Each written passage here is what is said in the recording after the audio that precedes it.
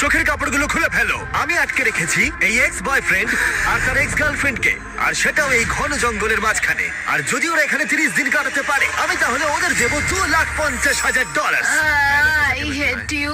Grant আর Ashley একটা সম্পর্কে ছিল, তারপর গ্র্যান্ট ন্যাশনাল টেলিভিশনে এই সম্পর্কটা ভেঙে দেয়। তোমায় আমার একদম ভালো লাগে না।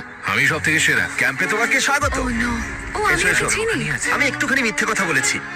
এখানে তুমি আর তোমার এক্স গার্লফ্রেন্ড শুধু নেই, এখানে তোমার 5 জন এক্স গার্লফ্রেন্ড রয়েছে। তাহলে চলো এক্সদের সাথে দেখা করে আসি। দেখা করে ভালো লাগলো। এটা অদ্ভুত। 30 দিন পরে যারা এখানে টিকে থাকবে তারা ভাগ করে নেবে ওই $2.5 লাখ। আমাদের এখন কিছু কাঠ জোগাড় করতে যেতে হবে।